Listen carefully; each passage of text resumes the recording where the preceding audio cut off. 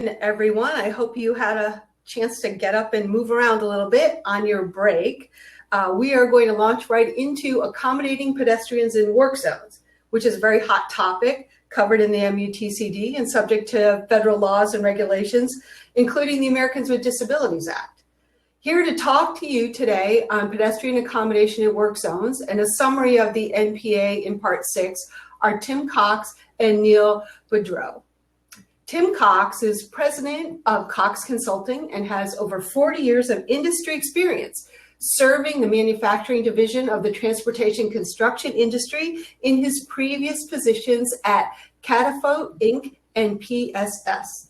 He previously served as an ARPA board member and as a past president of the ARPA TSID division and as a member of TRB, the IRF, and ATSA. Tim earned his bachelor's and master's in science from the University of Northern Iowa. And Neil Boudreau serves as the Assistant Administrator of Traffic and Safety for the Massachusetts Department of Transportation Highway Division. In addition, Neil represents MassDOT on the AASHTO Committee of Traffic Engineering, serving as the Vice Chair and also a member of the National Committee on Uniform Traffic Control Devices and as the Vice Chair of the Temporary Traffic Control Technical Committee. Take it away, gentlemen. Well, good morning, everyone. I've got a few things I want to present in terms of general background on what we need to do as we accommodate pedestrians in a work zone. One slight correction to Beth's introduction. My degrees are in Spanish, not science. I always start with that so that I have an out when a question comes that involves more than addition and subtraction. But I do want to spend a little bit of time on this because it's critical, something that all of us have to deal with when we're working in preparing and setting up work zones in areas where there are pedestrians. The biggest news in our business is the upcoming national new proposed amendment to the MUTCD. Since I've been on the National Committee, this is the fourth time that there's been a revision. The last time, though, was in 2008. And so there's an awful lot of work that needs to be done. There's a few things that I'll, at the end, show what will happen should we get the new edition approved by and entered into the record. But before that, I want to spend a little bit of time on what pedestrians require from us when we set up a work zone. So I'll go into a little detail on how we learned what we have as our resource on that area. Then spend the bulk of the time on what the rules are that we have to follow. The ADA, Americans with Disability Act, has a couple of areas where they generate rules that we have to follow. And then obviously the current edition of the MUTCD is something we have to be aware of. So with that, I go to the next slide.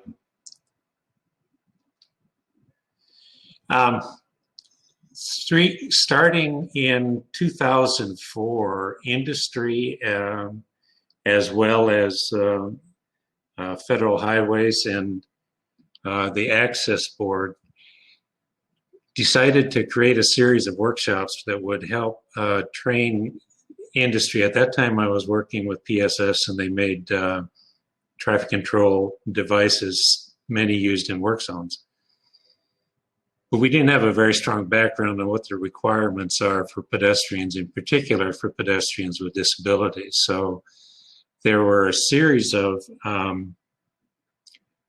workshops. The first one was in Washington, D.C. at Turner Fairbank. The next one was under the auspices of Minnesota DOT. And the final one was in Sacramento in 2010. The format was fairly similar in all of them.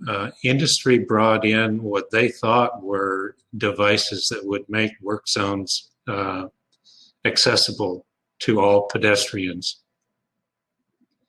When then we'd set them up, and they had, as you see here, pedestrians with visual or motor disabilities progress through the various devices and critique them. At the end of each workshop, there was a session where the pedestrian judges, if you will, reported on what they found and what was helpful and what was not.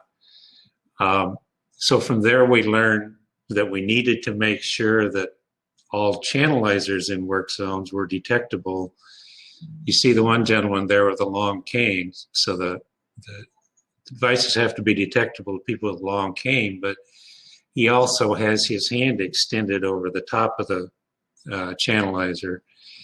One of the things I found out there is that most of pedestrians, 90% of the people that are legally blind, can still see somewhat. Many of them use their hand to guide, and so there needs to be a safe, smooth upper edge on the channelizers so that they can guide their way through. For pedestrians with motor difficulties, whether it's a wheeled device or a walker, the surface is critical, both in width and shape, and we'll get into those details here in a little bit. But those are the things that we learned that help set the stage for us, meaning the National Committee primarily, to take the rules from that are developed by the Access Board and apply them to the 2009 edition of the manual, and hopefully to the one that's under review now. Next slide, please. The Americans with Disabilities Act, passed in 1990, created, or didn't create, but charged the U.S. Access Board with developing, definitions of accessibility. And there are two primary documents that we deal with on a daily basis in this field. On the left, ADAG, or ADA Accessibility Guidelines, and on the right, PROAG, Public Rights of Way Accessibility Guidelines. Next slide.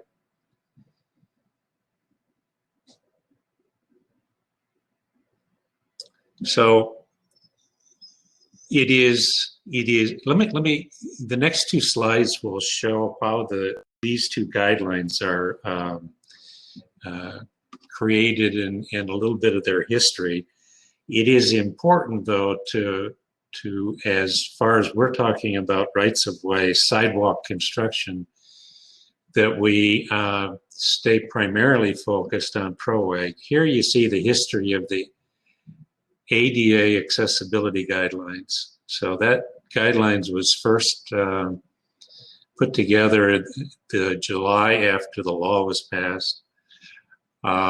It was adopted, and then there was another version created for US DOT for transportation facilities. In 2004, the ADA guidelines became part of the Federal Register. ADAG then was adopted by the DOT in 2006 and by Department of Justice in 2010. ADAG is concerned with all areas of accessibility, so not just transportation, but also internal building construction. Whereas PROAG is, as is in the name, public rights of way. So it's concerned with outdoor facilities, streets, sidewalks, and situations like that. In 1999, the advisory committee that was helping the Access Board draft the guidelines recognized the big differences that we have as we work in highway and street construction compared to building buildings. And so they created 3 years later in 2002, the draft guidelines were published for the public rights of way, that is. They were published for comment. The revisions came in 2005, and there was significant revision and suggestions. So all those conditions were put together. In 2011, it was published as a proposed rule. That rule was updated in 2013, and it has been, since that time, been sitting in the queue, still waiting for an opportunity to be finally reviewed. So it is, the critical thing there is it's a proposed guideline. The MUTCD treats it as best practice. The MUTCD, when we get there, will refer to ADAG as a confirmation document, but it does work with PROAG as best practice for setting up work zones in sidewalk construction. So the next few slides are going to talk about the elements of the work zone that we have to be conscious of to ensure that that work zone is accessible, that all pedestrians, including those with mobility and vision issues, can safely negotiate it. First thing is the surface. The surface needs to be firm, stable, and slip resistant. As we go through these, I'm going to reference the section, you can see on there the sections in PROAG and the other documents where you can find more details on it. But when it comes to describing the surface, these are the three big words and really the only words that are used to define it. So firm and stable generally means surfaces that have grass or other vegetation are slippery when wet. Untreated wood is slippery. So you see here a couple of different types of surface. So the one on the left is where they use the turn bay as the pedestrian access. So it's a paved asphalt surface. In the center, again, it's using part of the street where they've set up the alternate pathway, but the surface is paved and firm, so it's no problem to move on with either a manual chair or even a wheelchair. On the right, though, you see an interesting treatment that was done. They had to create a alternate pathway for the closed sidewalk, but there was no sidewalk to put it on. There was a gravel surface on the shoulder. You can see where they embedded the stiffening agent, which is a series of plastic elements that they backfilled in with the gravel. So it gives it the stability and firmness that you can ride on it with a wheelchair. Next slide.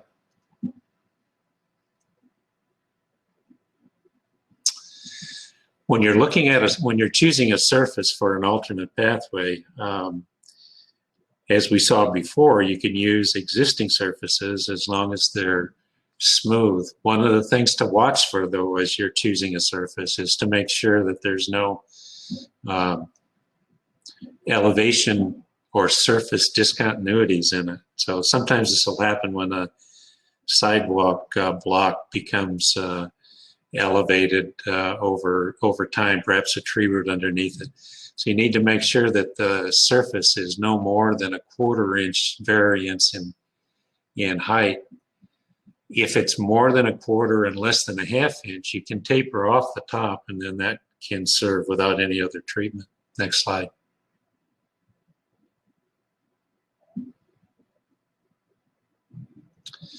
Width is a major issue. And this is one of the times where I really want to draw your attention to the difference between ADAG and PROAG.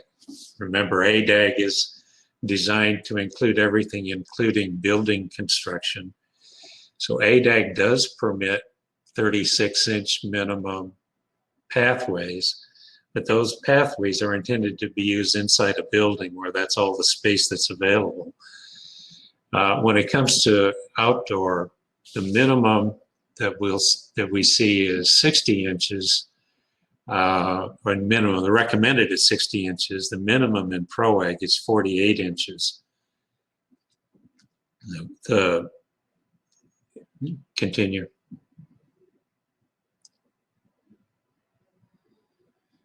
If the pathway that you use, the alternate pathway that you create to get the pedestrians around your work zone is 48 inches wide, then it is really important that every 200 feet you widen it out and create a passing space. And that passing space needs to be at least 60 inches wide.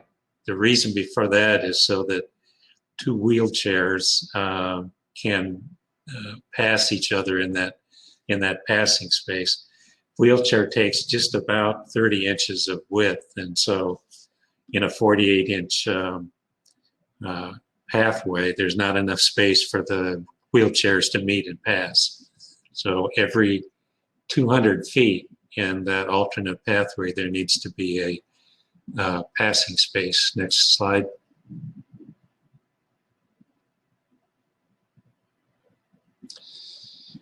Slope is primarily oriented towards those people that are using wheel devices, walkers, wheelchairs, primarily manual chairs. One of the training that I took, the instructor had all of the members of the training take I think it was about a 2-mile circuit in a manual wheelchair out on the streets proximate to where he was conducting the training. And in a heartbeat, I could tell why the cross slope is set at 2%. Anything more than that, and the shoulders start to wear out quickly. In terms of the running slope, the 5% is the maximum for pathways. So ADAG and ProAg have those same two measurements, the 5% and 2%. But ProAg has another exception in it, because again, it's outdoors. When the sidewalk that you're using follow the street, and the street has a slope of greater than 5%, the access route, or in this case the sidewalk, can follow the slope of the street. So there is an exception built into ProAg for that extreme circumstance. Next slide.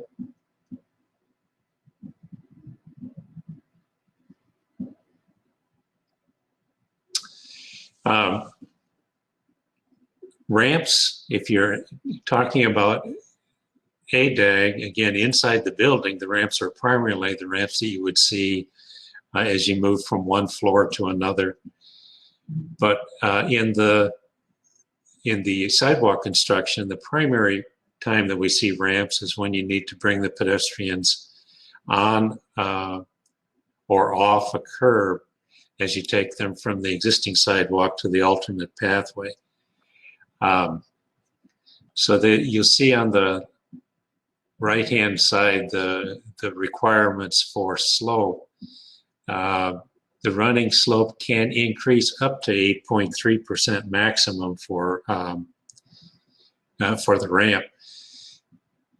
It's really wise to, if you're setting a standard for your agency, to make sure that you set it at no more than 8%. 7.5% is better, because it's real easy during construction or during the operation of the work zone for those slopes to get a bit steeper. So if you start right at the maximum of 8.3, you're going to be out of spec real easily. So it's easier to stay in the 7 to 7.5% range. The minimum width called for in ProAg is 48 inches. An element that is different from most of the other things we do around sidewalks is the turning space that's required. if the ramp is perpendicular to the sidewalk, at both the top and the bottom of the ramp, there has to be at least a 48 by 60 inch space so that someone in a wheelchair can come down the ramp, execute a turn as appropriate, and then continue on their way. So as you're designing a alternate pathway that includes ramps, make sure to include turning space both at the top and the bottom of the ramp. Next slide. Detectable warnings are required for all public rights-of-way when there's a transition from the sidewalk into areas of moving traffic. Since ramps generally, often, not always, but often bring the pedestrians down into the turning lane or some other lane that could be exposed to traffic, a detectable warning pad does need to be at the bottom of the ramp. So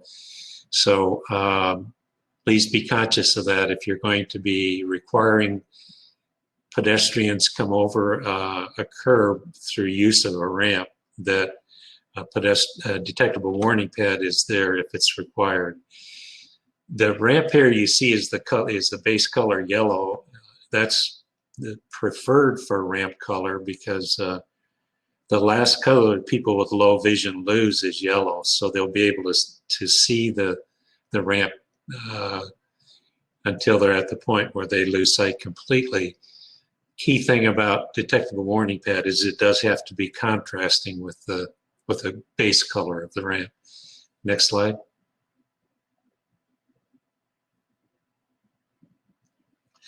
This doesn't get a lot of attention in training for building alternate pathways.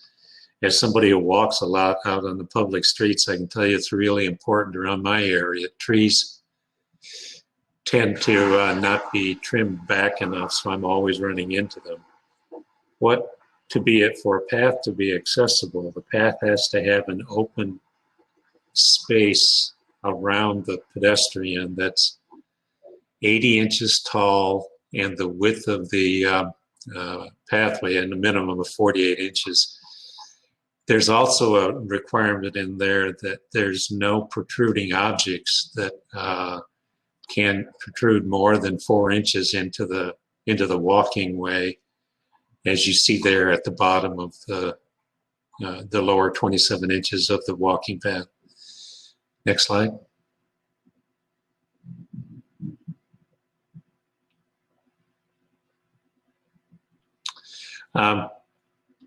I don't recall it being in the 2003 edition of the MUTCD, but it is in the 2009 edition. When we get to the MUTCD, I'll show how it's worded now and how it might be worded if the MPA is approved. But when they're talking about audible signs, the point is for pedestrians who are blind, as they approach a sidewalk closure, that they receive the information as to what their next step should be. And generally, there are a couple of three types that are on the market now. They generally have a infrared or other type detector of an approaching pedestrian, and then they repeat the message instructing them on what their next step should be. And so that's something that needs to be involved whenever there's a change of direction, in particular a sidewalk closure.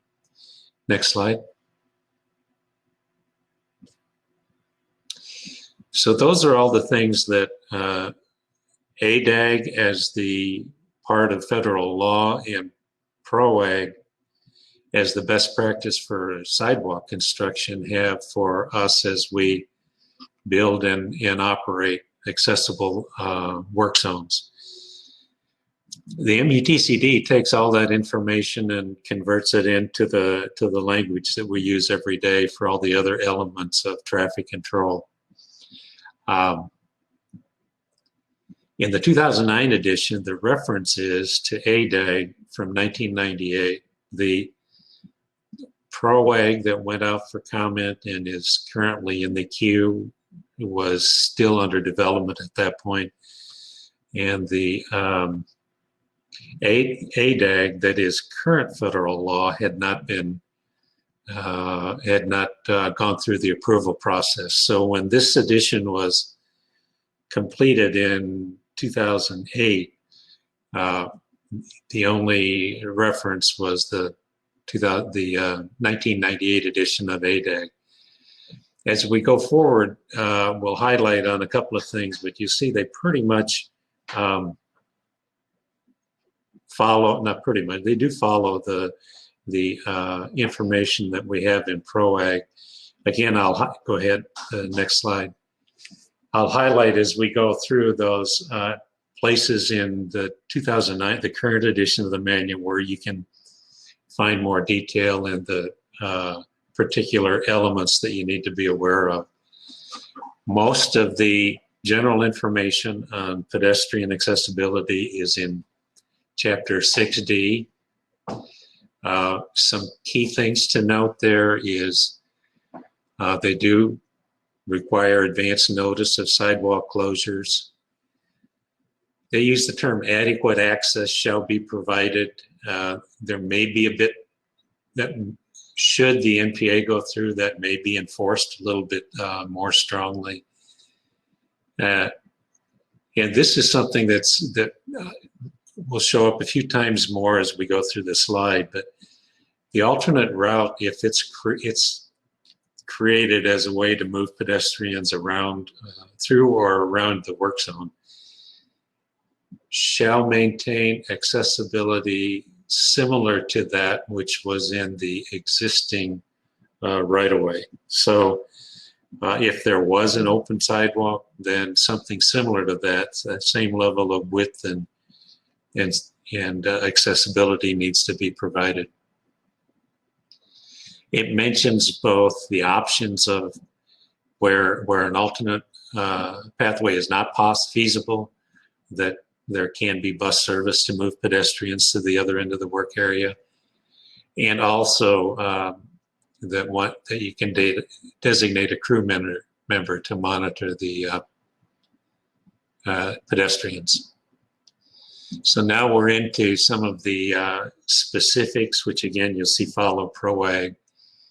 Here they're using smooth, continuous surface. When they say no curves, there's no curves without use of a ramp to move the pedestrians from across the curb. The 2009 edition says the width of the alternate pathway, or of the pathway, should be 60 inches with 48 inches as a fallback. And then it references the 200-foot passing space that we discussed earlier. And it does also have the statement about the free space envelope around the pedestrian, 7 feet high and 48 inches wide. There are several things that were common in use before as ways of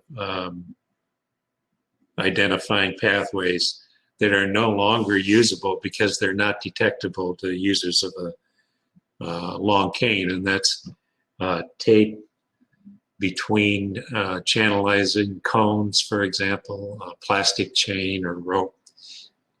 Next slide.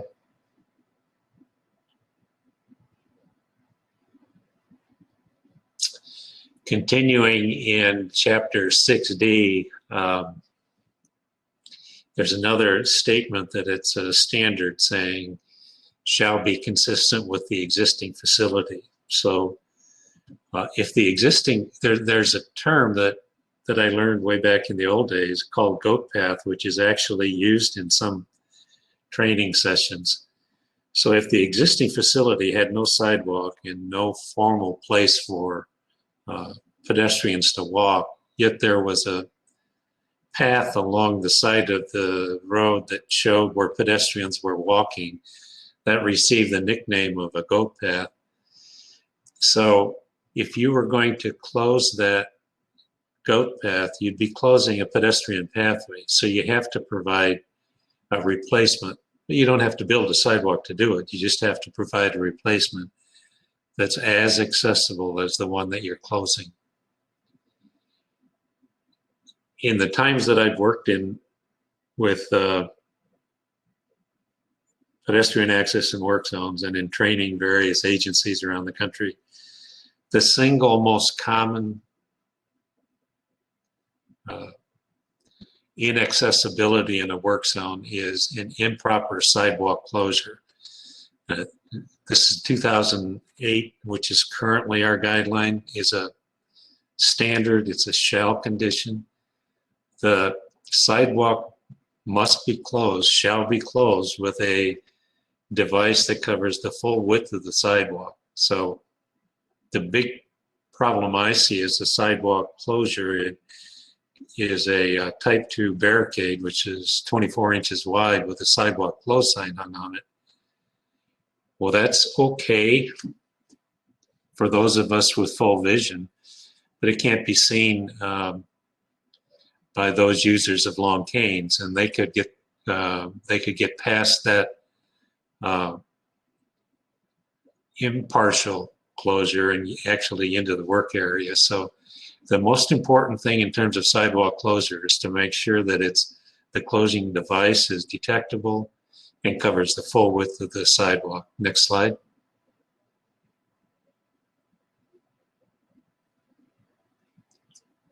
Again, there's another mention of the audible device. This is the device we showed just a couple of slides ago. Next slide.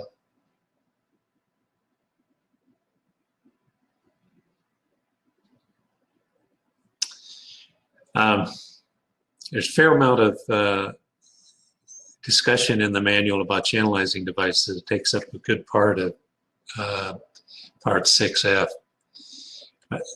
In there are several different items that talk about the requirements of device that is going to be used to channelize pedestrians.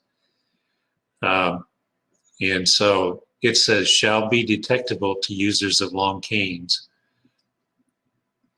The next standard says shall be have detectable continuous bottom and top surfaces. So the bottom surface is critical for users of a long cane because they're going to be sliding their cane back and forth in front of them, and they need to be able to tap the edge of that channelizer to know where the edge of the safe walking path is. The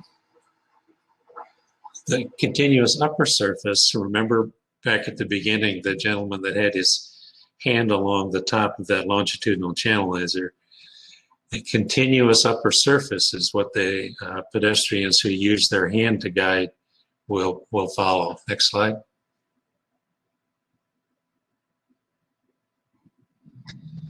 There's a little bit more information where they're talking about the bottom rail. The 2-inch gap is needed to make sure the water can drain, but anything more than 2 inches becomes a hazard because it could trap the cane tip of the pedestrian using a long cane. In the next guidance statement that's in this part of 6F is where the FHWA first introduced the use of the term hand trailing. So again, they're talking about making sure that the guidance we provide the pedestrians can be detected by long cane users, but also by pedestrians that use their hand to guide. Next slide.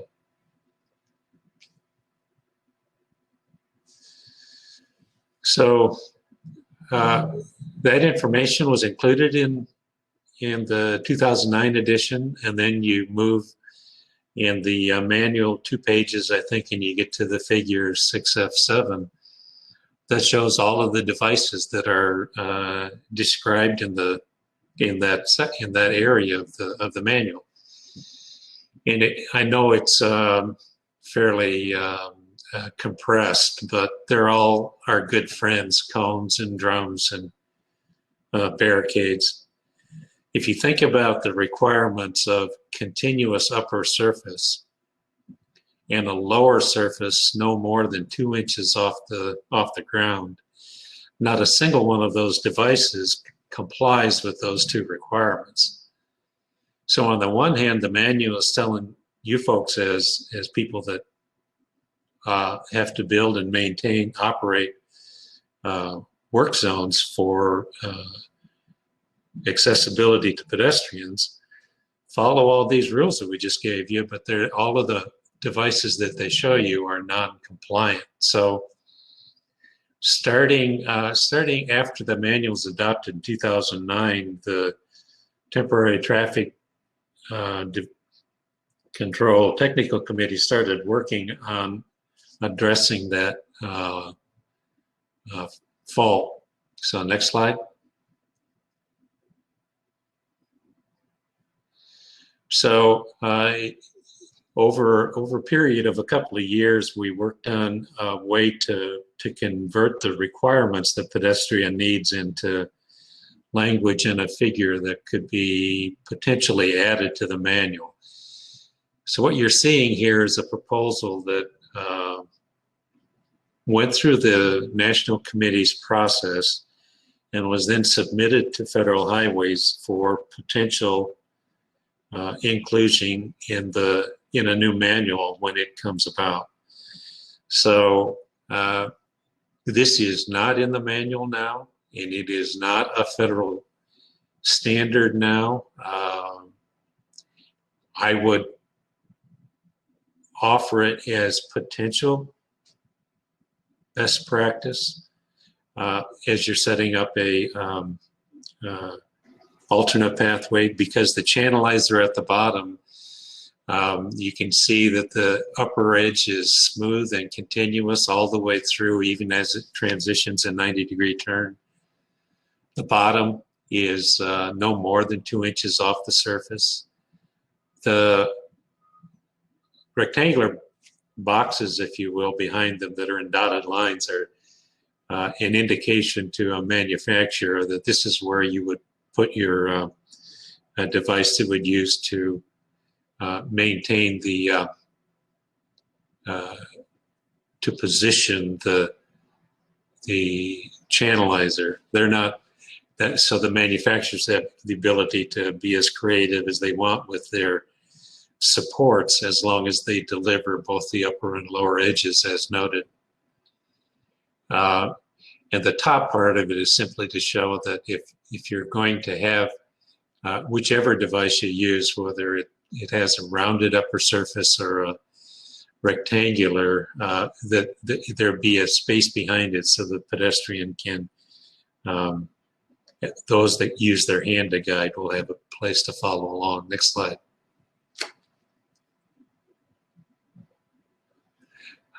This section comes in from earlier editions of the manual, but it talks to the detectable edge and is a little more explicit on what's required at the bottom of the detectable edge following along through a alternate pathway. And it provides a variety of options for creating that edge. Next slide. So the manual in 2009 has two typical applications that address pedestrian accessibility and accountability. So the one that gets a lot of impact is TA28. On the left-hand side, it shows a way where the sidewalk is closed mid-block and the pedestrians are detoured across the street and followed down the sidewalk on the opposite side of the street and then brought back to continue their route. The one on the right, though, is a case where the designer chose to use the parking lane alongside the sidewalk as an alternate route. Next slide, please. And here there's a blow-up of the TA28. On the left-hand side, you can see that's currently in the manual now. When we were working on the longitudinal pedestrian channelizer that I showed you a couple slides ago, several of us went and looked at this TA and went, oh my God, how could this happen? Here, this drawing that is currently in the manual, the one on the left-hand side, has 4 or 5 things that are not in compliance with the other, both Part 6D and Part 6F. For one thing, there's no sidewalk closure that completely closes a sidewalk. You can see what that symbol looks to be a type 3. It could be a type 2 barricade that's used, but it doesn't cover the full width of the sidewalk. The sidewalk, the open space, and then the parking area. So it could be most likely that there is a curve there and there's no way to transition it if you're a pedestrian and wheel device. As you're walking alongside the work area, there's no protection. Now there's protection from keeping the pedestrian from walking out into the open traffic lane, but there's nothing to keep them from entering the work area. Plus the drawing shows 36 inches minimum, even though in Part 6D, it says 60-inch minimum with a 48-inch exception. So that being the case, after completing the other work, then we set to work on suggesting a modification to TA 28 to bring it in compliance with the existing manual and make it accessible to all pedestrians. There's several elements here that we included. I need to open parentheses and acknowledge Minnesota DOT, because we cribbed most of the items in this drawing from some work that they did in 2012 and 13 in their manual. But as you see, whether you're approaching from the top or the bottom as a pedestrian, there's a channelizer to the off side that will guide you to the sidewalk closure, which completely crosses the sidewalk. Then as you move towards the ramp, the first thing you see is that cross-hatching. So that's an indication, and there's notes that address this in our proposal, that if there is vegetation there or some other loose surface, that surface be covered with a treatment that makes it firm and stable. Then you transition onto the ramp. There's turning space there to be able to allow you to turn, go down the ramp, cross to the end of the work site, and then reverse the process to exit the detour. And also we made the note to increase it to 60 inches. And again, there's a note that addresses the 48-inch as an alternative if necessary. So again, the reason we did all this was to make sure to provide accessibility for all pedestrians as they approach an alternate pathway that would take them off the curb and onto the driving surface.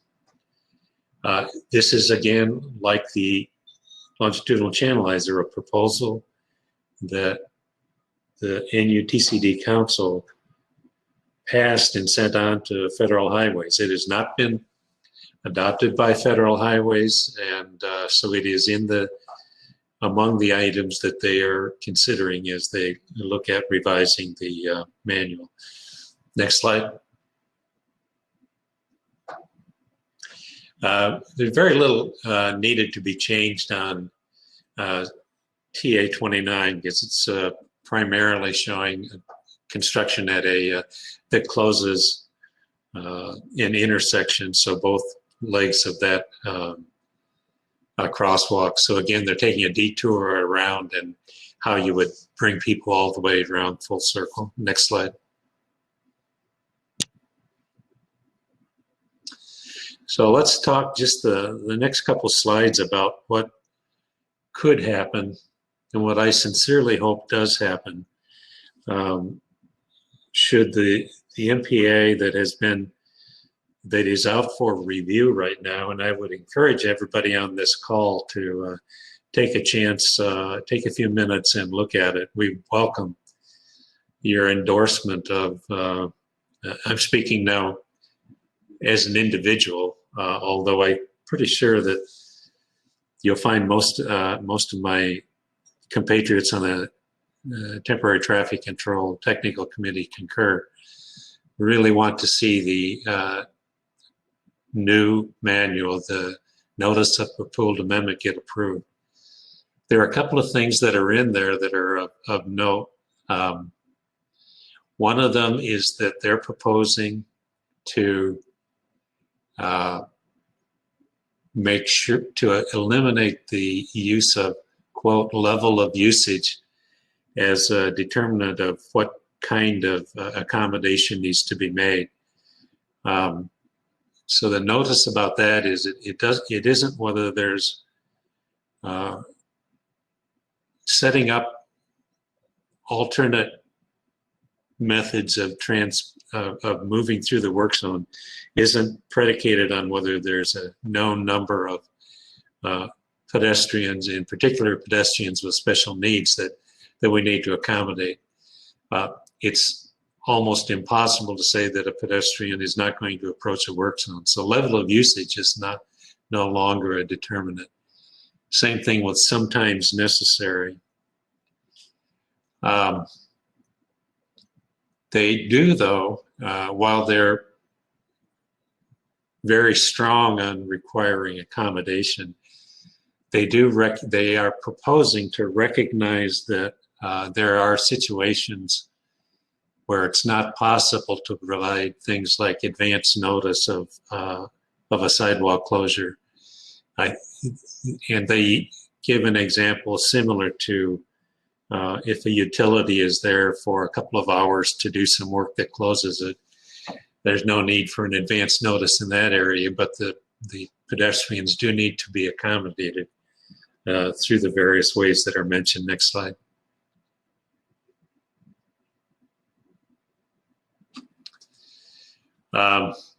If you look at the proposed amendment in area, which is called 6K02, will show how they are presenting the pedestrian channelizing device that we talked about earlier. And so you can see how they're addressing it, and as well as the language they use to support that device. And there's also the modifications that we showed earlier on the slide, typical application 28. They're also showing how they would propose to incorporate those changes. So if you do get a chance and can look at the NPA, I would draw your attention to those and really urge your support for their adoption. It's going to make our job a lot easier as practitioners, but it's also going to make work zones a lot safer for pedestrians. Next slide.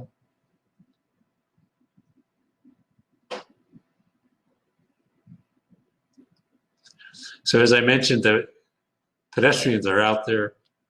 They're in our work zones, and we have to provide them access. Both in the existing as well as the MPA, there's discussion of some alternatives to building an alternate pathway and how else you can accommodate pedestrians. There's a heightened emphasis on providing alternate information when pathways are closed, when sidewalks are closed. So pay attention to that. That's going to be coming. And accessibility in paths, we know what to do. We just need to get that information out and have it done. Next slide. I've done some work with the state of Oregon, and while I was out there, I was very impressed with a couple of items that the Oregon DOT and their contractors have come with come up with to address a vexing problem, and that's how do you, when you have to move pedestrians off the sidewalk into an area that is not smooth, firm, or slip resistant, what can you do? Here you see a couple options that they use. The option on the left is a plywood surface, but it's got a skid resistance treatment on it. And that skid resistance then meets all the criteria. The only concern on that is to monitor it to make sure that as it's in service, it doesn't wear through and lose its skid resistance. The item on the right is it's a half-inch pad of plastic that meets the skid requirements, but it can be fitted to whatever the requirement is. So it's a very nice way to handle that situation. Next slide.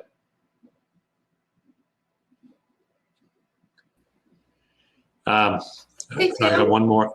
Okay, sorry. Oh, we're over? Yeah, we need to wrap things up quickly to give Neil a little time. Thanks. We can use, here are places where you can get all the information that I gave and a whole lot more. So these are the references where you can get the information about both the rules as well as the training options that are available at the clearinghouse. Thank you.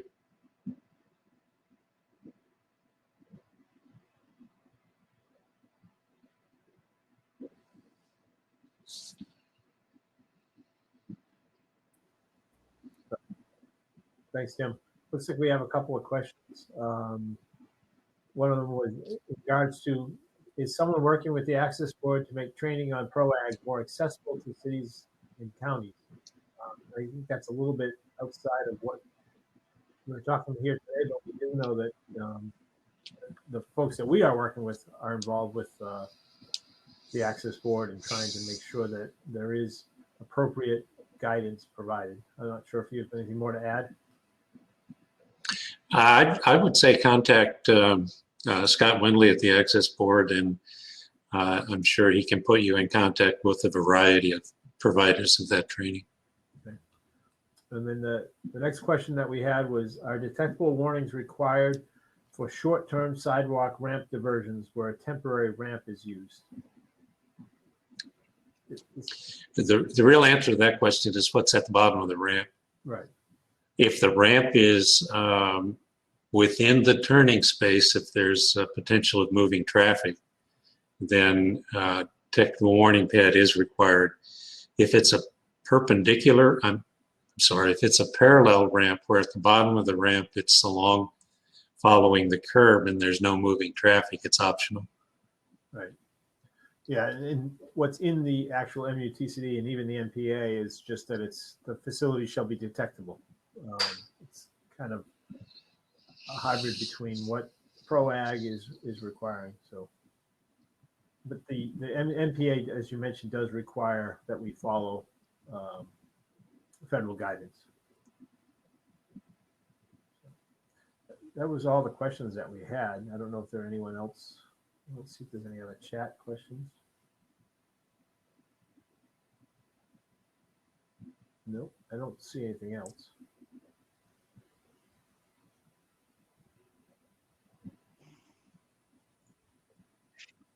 All right, gentlemen, thank you very much. I wish I could give you a round of applause. It's not really the right, but very, very informative presentation. We really very much appreciate it. Folks, it looks like we're going to go on to a short break. So we'll see you again here in 15 to 20 minutes for our very important COVID-19 and workplace safety lessons. So we'll see you here shortly. Thanks all. And Neil, if you could turn your camera and mic off, that'd be great. You too, Tim. Thanks.